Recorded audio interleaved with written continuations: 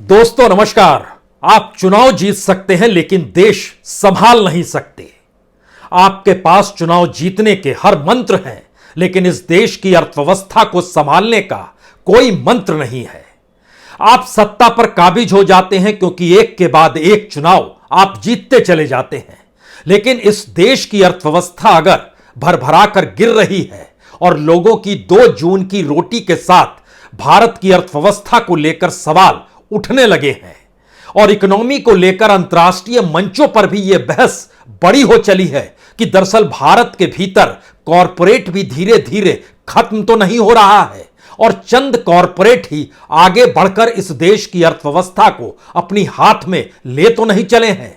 अगर इस तरीके से सवाल उठने लगे और अगर इस तरीके से चुनाव जीतते हुए नरेंद्र मोदी की राजनीतिक सत्ता को चुनौती देते हुए बीजेपी के भीतर सवाल उठें तो फिर यह मुश्किल घड़ी है और यह आवाज अलग अलग तरीके से निकलने लगी है। आने वाले वक्त में अर्थव्यवस्था का जो हाल है वो न सिर्फ राष्ट्रीय मंच पर बल्कि अंतर्राष्ट्रीय तौर पर भी उसकी प्रतिध्वनि आपको सुनाई देगी। यह सवाल आज इसलिए क्योंकि पहली बार नीति आयोग के चेयरमैन रहे अमिताभ कांत, जो नीति आयोग के सीईओ हुआ करते थे, आजकल वह G20 के शेरपा हैं और G20 की बैठक दिल्ली में चल रही है। इंडोनेशिया में उसकी बैठक होनी है 14-15 नवंबर को। प्रधानमंत्री मोदी भी जाएंगे, लेकिन 1 दिसंबर से G20 की अध्यक्षता भारत के हाथ में आ जाएगी, जो 23 दिसंबर 2023 तक रहेगी। G20 का मतलब है विकसित और विकासशील देश और इसके भीतर का मंत्र यह है कि जो मध्यम तबके के देश हैं, जिनकी कमाई मध्यम वर्ग को कहीं ना कहीं और उसके इर्द गिर्द अंतर्राष्ट्रीय तौर पर चलती है, उसको कैसे और मजबूत किया जाए। लेकिन सवाल अगर यह उठे कि एक अडानी और एक अंबानी से काम नहीं चलेगा तो इसके संकट कई हैं।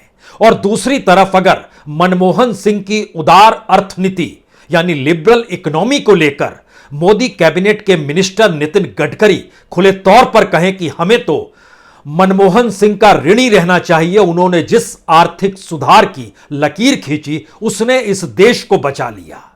और जबकि इस देश की मौजूदा वित्त मंत्री निर्मला सीतारमण ने 2 महीने पहले ही कहा था कि दरअसल आर्थिक सुधार मनमोहन सिंह ने जो अपनाए वह मजबूरी में उठाए गए कदम थे और वो लागू नहीं कर रहे थे, IMF लागू कर रहा था और पूरे आर्थिक सुधार आधे अधूरे थे।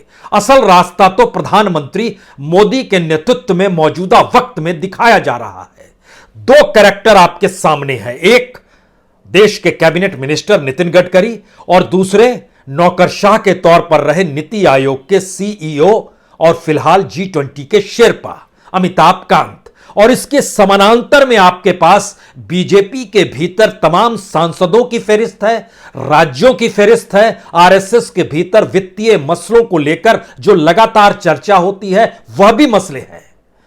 सवाल पहली बार इस रूप में उठा है, क्या नरेंद्र मोदी की इकोनॉमी संभालने की पॉलिसी कोई है ही नहीं और इकोनॉमिक पॉलिसी जो है उससे इस देश की अर्थव्यवस्था संभल नहीं रही है।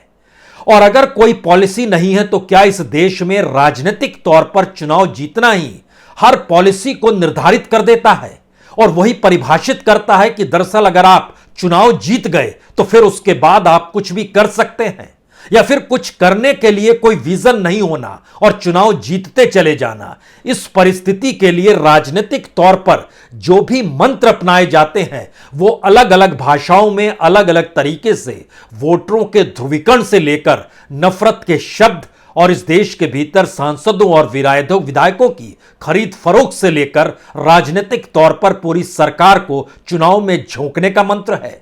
और इसके ठीक समानांतर कॉरपोरेट के तौर पर इस देश में स्वस्थ प्रतिस्पर्धा भी नहीं है, जिसका जिक्र राहुल गांधी ने यह कहकर किया कि दरअसल 1-2 मित्रों के आश्रय कॉरपोरेट को नहीं समझा जा सकता। इस देश के भीतर में बड़ी तादाद में कॉरपोरेट होने चाहिए जो प्रतिस्पर्धा करते हुए नजर आए और यह देश विकसित होता चला जाए। लेकिन जब आप किसी 1-2 कॉरपोरेट के साथ खड़े होते हैं तो दरअसल वह कुछ कर नहीं रहे होते हैं, वह सिर्फ अपने नेटवर्थ को बढ़ा रहे होते हैं और सरकार मदद कर रही होती है क्योंकि चुनाव के वक्त उनसे भी उन्हें मदद चाहिए होती है। अमिताभ कांत ने कुछ इसी दृष्टि से उंगली तो रखी, लेकिन क्या वह इस देश की रायसीना हिल्स पर मौजूद प्रधानमंत्री कार्यालय तक पहुंच पाएगी? वहां पर नॉर्थ और साउथ ब्लॉक की अनुगुंज के भीतर फाइनेंस मिनिस्ट्री में यह आवाज सुनाई देगी? नहीं सुनाई देगी। और मनमोहन सिंह को लेकर नितिन गडकरी ने जो कहा, जिस तर्ज पर कहा, उसके संकेत क्या हैं? और वो यूं ही नहीं कहते हैं, यह भी समझना होगा कि कहीं ना कहीं उसकी आवाज अब निचले तौर पर सुनाई दे रही है। वो आरएसएस के भीतर की आवाज हो या फिर इस देश के भीतर में उन सांसदों की आवाज हो जो जान रहे हैं अपनी कॉन्स्टिट्यूएंसी में गए तो फिर अपने ही वोटरों से सामना कैसे करेंगे, उनकी इकोनॉमी डगमगा चुकी है। हमें लगता है कि दो तीन बातों को बहुत साफ तौर पर समझिए। नितिन गडकरी ने खुले तौर पर कहा कि आर्थिक सुधारों को लेकर इस देश को मनमोहन सिंह का कर्जदार होना होगा, क्योंकि भारत की उदार आर्थिक नीति की जरूरत जो है उसमें गरीबों को भी लाभ पहुंचाने की मंशा है। और इसका जिक्र वो खुद जब महाराष्ट्र में मंत्री थे उसके संदर्भ में कह रहे थे कि जब मैं महाराष्ट्र में मंत्री था और वहां पर जो सड़क और पुल बनाने थे, सरकार के पास पैसा नहीं था। वो पैसा किस रूप में कैसे आएगा, इसके लिए देश की लिबरल इकोनॉमी के तहत जो बड़े बड़े रईस थे और जो इन्वेस्टमेंट कर सकते थे वह खुलकर पैसा देने आए। इसीलिए आप देखते हैं मुंबई से पुणे तक का रोड भी देखते हैं और जितने पुल महाराष्ट्र के भीतर बने, मौजूदा वक्त में स्थिति नाजुक हो चली है। अभी भी वो सड़क मंत्री हैं, लेकिन इन सब के बावजूद भी वो सवाल जो उठा रहे हैं कि लिबरल इकोनॉमी के कारण देश को एक नई दिशा मिली, उसके लिए मनमोहन सिंह को लेकर देश ऋणी है। इतना ही नहीं, वो बहुत साफ कहते हैं कि किसान और गरीब के लिए भी उदार अर्थव्यवस्था कुछ रास्ते खोलती है। तो क्या मौजूदा वक्त में जिस इकोनॉमी को मोदी सत्ता ने अपनाया है उसने सारे रास्ते बंद कर दिए हैं? अगर इसके पन्नों को इसके परखते हुए पलटिएगा तो आपके जहन में बहुत साफ आएगा कि एग्रीकल्चर के क्षेत्र में कॉरपोरेट जिस रूप में घुसना चाह रहा है उसमें कॉरपोरेट में भी कुछ चंद कॉरपोरेट है जो सत्ता के करीब है।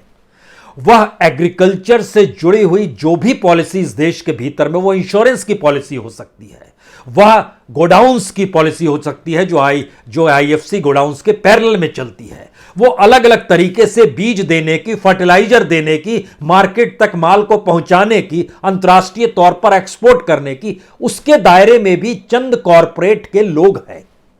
तो क्या पहली बार इसकी आवाज सुनी जा रही है और यह महसूस किया जा रहा है? और क्या आने वाले वक्त में यह कहने से यह देश हिचकेगा नहीं और यह आवाज बीजेपी के भीतर से सुनाई देगी कि दरअसल आप चुनाव जीत सकते हैं लेकिन देश नहीं चला सकते हैं? क्या यह आवाज होगी?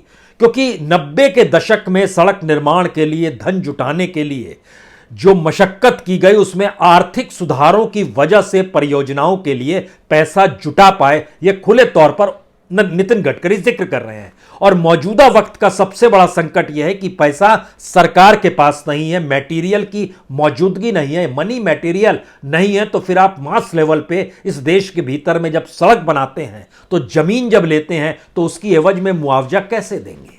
पैसा फिर चाहिए। यानी इकोनॉमिक स्ट्रक्चर अगर सिर्फ इस देश के कैबिनेट मिनिस्टर नितिन गडकरी के मंत्रालय के इर्द गिर्द को ही परखना शुरू कीजिए तो एक बड़ी लंबी लकीर है जो काम रुक गया है, काम रुका हुआ है। और स्थिति ऐसी है कि हर जगह टोल के आसरे सड़क बनाना और जो पीपीपी का जो पूरा मॉडल है उस मॉडल के तहत भी रफ्तार अगर कम हुई है तो वजह दो ही है। सरकार की आर्थिक नीतियां इस रूप में भरोसा नहीं दे पा रही है जो इन्वेस्टमेंट करेंगे कि वो पैसा लगाएं तो उन्हें फायदा होगा। दूसरी बात, जो पैसा लगाते हैं हमारे यहां की इकोनॉमिक पॉलिसी अब उनसे वसूली के लिए निकल जाती है। वो पूरे नौकरशाहों की टीम के तौर पर आप क्यों ना देखें, जो पैसा वाला है इस देश में लगा भी रहा है उसके भी दरवाजे पर ईडी और आईटी, क्योंकि उनको भी अपनी बुक को ठीक करना है, अपने कैरियर को ठीक करना है। और मैसेज छन छन के जाता है रायसीना हिल्स पर, प्रधानमंत्री कार्यालय में या वित्त मंत्रालय में। वह इनकी बारीकियों को नहीं देखते हैं और अगर नहीं देखते हैं तो इसका दूसरा चेहरा अमिताभ कांत का है। अमिताभ कांत बहुत साफ तौर पर कह रहे हैं कि दरअसल ये नीति आयोग के पूर्व सीईओ थे और G20 में भी शेरपा हैं। उनका कहना है कि आपको G20 के अवसर का इस्तेमाल कर अपने संबंधित क्षेत्र में सबसे बड़े बनने की कोशिश करनी चाहिए। अवसर आपको फिर नहीं मिलेगा। इसका जिक्र वो इसलिए कर रहे हैं क्योंकि दिसंबर के बाद से भारत G20 की अध्यक्षता करेगा। इसके दायरे में जो G7 G8 है उसके सारे देश आते हैं, विकसित देश। उसके अलावे एक पूरी लंबी फहरिस्त है जिसमें अर्जेंटीना है, ऑस्ट्रेलिया है, ब्राजील है, कनाडा है, इंडोनेशिया है, चीन है, तुर्की है, दक्षिण अफ्रीका है, यूएस, यूके, यूनाइटेड यूनियन, यूरोपीय यूनियन या जापान, जर्मनी, फ्रांस, ये तो हैं ही, बाकी भी देश हैं। तो मैसेज उनका यह है कि हम लोगों ने जिस तरीके से एक अडानी को खड़ा किया और दुनिया में वह दूसरे नंबर के सबसे रईस हो गए, अंबानी का इंफ्रास्ट्रक्चर भी फैलता चला गया, लेकिन वो साफ कहते हैं कि एक मुकेश अंबानी या एक गौतम अडानी नहीं, बल्कि देश को 10,000 अंबानी और 20,000 अडानी की जरूरत है, तभी भारत तरक्की कर पाएगा। तो क्या मौजूदा वक्त में जब हम पांचवी अर्थव्यवस्था का गुणगान कर रहे हैं, तो क्या अमिताभ कांत इस हकीकत को जान चुके हैं कि दरअसल यह एक अडानी और एक अंबानी के दायरे में ही चीजें चल रही है, भारत की इकोनॉमी जो चल रही है, और उसके पीछे बहुत गहरा अंधेरा है? क्योंकि उन्होंने इस साफ तौर पर कहा कि यदि भारत को 3 दशकों के लिए 9 या 10% से विकास करना है तो हर साल 30 से 40% की दर से विकास करना होगा, और यही भारत के लिए चुनौती है। निजी क्षेत्रों के विकसित किए बिना यह काम नहीं चलेगा। लेकिन ध्यान दीजिए, जितने भी मोनेटाइजेशन की दिशा में सरकार बढ़ी, जो भी डिसइन्वेस्टमेंट की दिशा में सरकार बढ़ी, जो भी प्राइवेटाइजेशन की दिशा में सरकार बढ़ी, उसने बड़े लिमिटेड प्लेयर्स को चुन लिया। चुन इसलिए लिया क्योंकि भारत की राजनीति ही अर्थनीति भी है, और भारत की इकोनॉमिक्स पॉलिसीज जो है वह भी पॉलिटिकल सत्ता से निर्धारित होती है।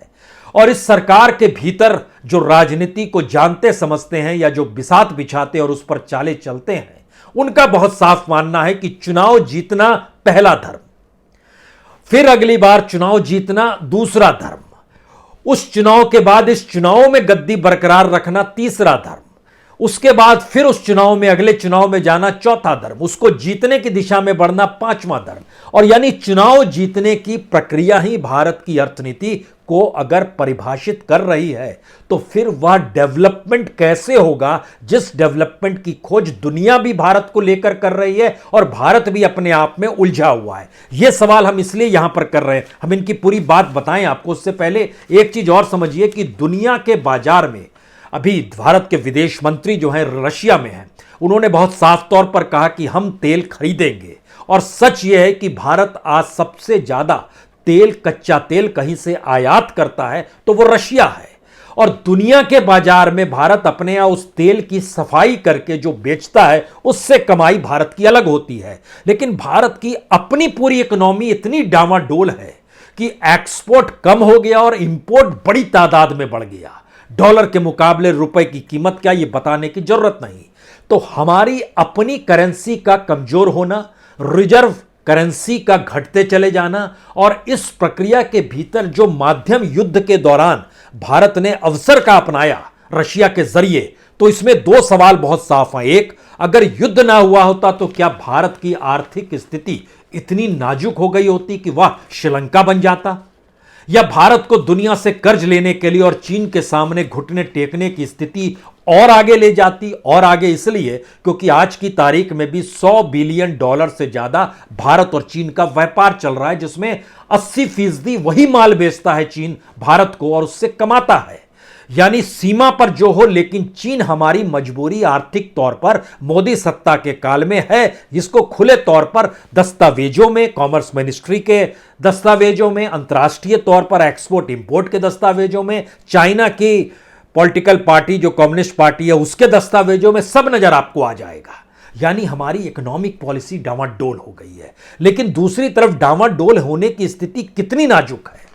जिस तेल से हमारे यहां पैसा आ रहा है, जिस तेल को खरीदने में हमारा कम पैसा लग रहा है, हम अपनी करेंसी को बूस्टअप करने के लिए रशिया के साथ समझौता कर रहे हैं, जिससे नेपाल हो, भूटान हो, बांग्लादेश हो या जो सार्क कंट्रीज जो भी नजर आती है इर्द गिर्द और ईरान तक में हम रुपए की आवाजाही करें, इसके लिए रशिया के साथ समझौता भी कर रहे हैं। लेकिन भारत के भीतर अपनी कंपनियां जो तेल कंपनियां हैं, मसलन इंडियन ऑयल कॉरपोरेशन लिमिटेड है, भारत पेट्रोलियम है, हिंदुस्तान पेट्रोलियम है, क्या आप कल्पना कर सकते हैं? एक तरफ तेल भारत को लाभ पहुंचा रहा है, कम कीमत पे मिल रहा है, दूसरी तरफ ये कंपनियों की जो अब इस तिमाही का रिजल्ट आया जुलाई अगस्त सितंबर का, इस तिमाही में तीनों कंपनियों का जो कुल घाटा निकल कर आया वह 2474 करोड़ का है। यानी घाटे में भारत की ही तेल कंपनियां हैं। अब इस इकोनॉमिक ढांचे के भीतर से निकलकर दोबारा चलिए, जिसका जिक्र नीति आयोग के पूर्व सीईओ कहते हैं। वो कहते हैं कि एक बुनियादी बात हमें यह समझनी चाहिए कि G20 केवल सरकार के लिए नहीं है। जब तक आप नहीं बढ़ेंगे और समृद्ध नहीं होंगे, भारत समृद्ध नहीं होगा। वो किसे कह रहे हैं? वो जाहिर तौर पर मौजूद कॉरपोरेट से कह रहे हैं। और कॉरपोरेट के भीतर सवाल क्या है? कॉरपोरेट के भीतर सवाल है कि वो कहीं भी बिड करते हैं, अगर पैरेलल में अडानीज की बिड आ गई तो उनको बिड वापस लेनी पड़ती है, उनको वो नहीं मिलता है लाइसेंस उस काम का। और इस देश के भीतर में जो महत्वपूर्ण 16 सेक्टर हैं वह बेसिक इंफ्रास्ट्रक्चर से जुड़े हुए हों और इस देश की खनिज संपदा से जुड़े हुए हों।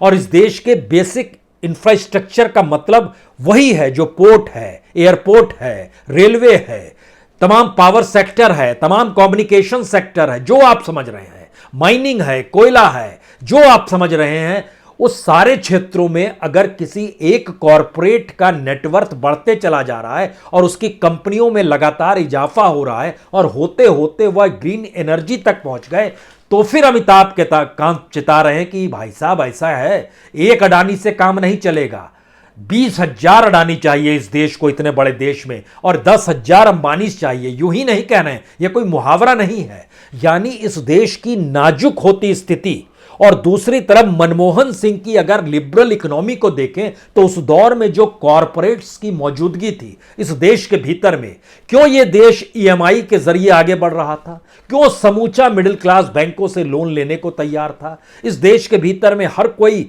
नई नई शादी हुई नहीं कि घर ले लिया और घर लेने के बाद ईएमआई चुका रहे, नौकरी है। लेकिन इस दौर में उस इकोनॉमी पॉलिसी ने सिर्फ ईएमआई नहीं रोकी बल्कि नौकरी छीन ली। नौकरी ही नहीं छीनी बल्कि पीएफ का पैसा निकालने पर मजबूर यहां के लोगों को कर दिया। और पेंशन से भी आप पल्ला झाड़ना चाहते हैं। अगर इस पूरे प्रोसेस को समझे तो सोशल सिक्योरिटी देने की स्थिति में मौजूदा आर्थिक नीति और मौजूदा राजनीतिक सत्ता नहीं है। यह उसके एक बेसिक संकेत है। आप कहेंगे अमिताभ कांत को हटा दिया गया, नितिन गडकरी को संसदीय बोर्ड से हटा दिया गया, इसलिए कहा गया। तो हमें लगता है नितिन गडकरी ने कई मौकों पर जिन बातों का जिक्र किया है उसमें एक हिस्सा समझना होगा। सपने दिखाने वाले नेता लोगों को अच्छे लगते हैं, पर दिखाए हुए सपने अगर पूरे नहीं किए गए तो जनता उनकी पिटाई भी करती है। नितिन गडकरी ने एक वक्त यह भी कहा था। तो क्या यह शब्द इस देश की राजनीतिक सत्ता के लिए था? इसीलिए उसकी भौएं चढ़ी हुई थी, इसीलिए संसदीय बोर्ड से हटाया गया। क्योंकि इस प्रक्रिया के बाद तो उन्होंने यह भी कहा कि महात्मा गांधी के समय राजनीति देश समाज के लिए अब सिर्फ सत्ता के लिए होती है। कभी कभी मेरा मन करता है कि राजनीति ही छोड़ दूं, जो नागपुर में एक मित्र के लिए उन्होंने कहा था जब वो 75 बरस के हुए थे। गिरीश गांधी का जिक्र आपसे कर रहे हैं, जो नागपुर के हैं, उनके करीब के हैं। सवाल ये नहीं है, सवाल 3-4 सबसे बड़े हैं। पहला सवाल, इस देश की आर्थिक नीति है क्या? और इस देश के फाइनेंस मिनिस्टर की आर्थिक समझ है क्या? और क्या वाकई जो भी बयान दिए जाते हैं फाइनेंस मिनिस्ट्री के जरिए या फाइनेंस मिनिस्टर के जरिए वह सिर्फ मोदी सत्ता को साधने के लिए होते हैं या उनके करीब पहुंचने के लिए होते हैं? यानी वाहवाही में दिए जाते हैं, देश चाहे इस दौर में गर्त में चलता चला जाए। यानी इस पूरी प्रक्रिया में जो फाइनेंस मिनिस्ट्री की पूरी पहल है वो बतलाती है कि दरअसल वाहवाह करते रहो दरबारी के तौर पर, लेकिन इस देश की अर्थव्यवस्था कैसी भी रहे, लेकिन वाहवाह करने पर अगर आपकी नौकरी बरकरार रहेगी, अगर आपको लाभ मिलेगा, अगर आपको पदोन्नति मिल जाएगी, अगर आपकी पूछ बढ़ जाएगी और आप कैबिनेट की बैठक में शामिल हो सकते हैं, पीएमओ जा सकते हैं, आपके प्रति बड़ा नरम रवैया होगा, तो देश इससे कैसे आगे बढ़ेगा? पहला हिस्सा यह है। दूसरा हिस्सा, जब एक नौकरशाह निकलकर इस बात का जिक्र कर रहा है, वो भी कॉरपोरेट के संदर्भ में, जो कि हर कोई देश में मान रहा है कि कांग्रेस का कॉरपोरेटीकरण था, लेकिन बीजेपी के कॉरपोरेटीकरण ने तो इतिहास रच दिया, क्योंकि कॉरपोरेट के लिए पहली बार ना सिर्फ टैक्स माफी बल्कि इस देश की सार्वजनिक उपक्रमों को कौड़ियों के मोल देना और उनके लिए अनुकूल परिस्थिति में इस देश में जो दिवालिया होते संस्थान हैं उसके लिए आईबीसी को बनाना, एनसीएलटी को बनाना। जबकि आईएलएंडएफएस जब ढहना शुरू हुआ, जो नॉन फाइनेंसिंग कंपनीज थी इस देश के भीतर में, अगर उसकी पूरी फेरिस्त देखिए तो 100 से ज्यादा कंपनियां आपको मिल जाएंगी जो सरकार की गलत पॉलिसी की वजह से ढही।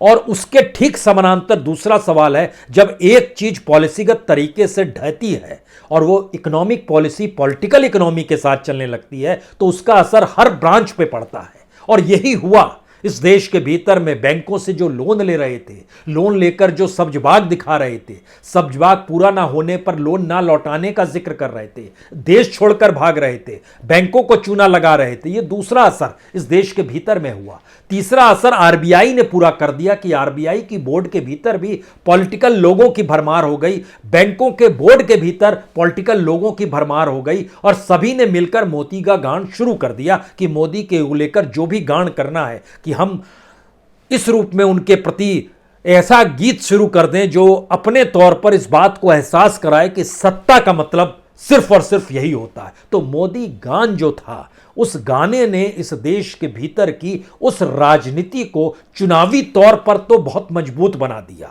क्योंकि हर तरफ अगर एक ही शोर आपको सुनाई दे, मीडिया खोलिए वहां भी वही शोर, इंस्टीट्यूशंस को खोलिए वहां पर भी वही शोर, कॉन्स्टिट्यूशनल इंस्टीट्यूशन को देखिए वहां पर भी वही शोर, तो हर जगह एक ही शोर है, तो आप किसी दूसरे को चुनेंगे कैसे? और दूसरे को चुनना तो दूर, आप कहेंगे इसके मुकाबले कोई है ही नहीं, तो कोई बचा ही नहीं है। तीसरी परिस्थिति इस देश के सामने आकर इस दौर में खड़ी हो गई।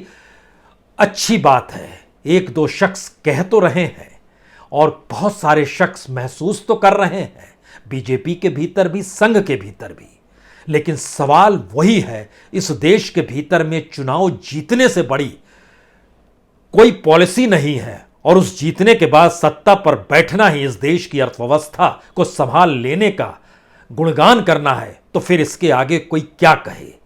गडकरी भी क्या कहें? आने वाले वक्त में हो सकता है उन्हें टिकट ही ना दिया जाए, अमिताभ कांत हो सकता है उनका पत्ता कट जाए दिसंबर से पहले, जब भारत G20 को संभालने आ जाएगा, अध्यक्ष बन जाएगा। क्या होगा ऐसी स्थिति के भीतर में? सिर्फ फुसफुसाहट होगी या कोई शोर सुनाई देगा? इंतजार कीजिए। बहुत बहुत शुक्रिया, बहुत बहुत शुक्रिया।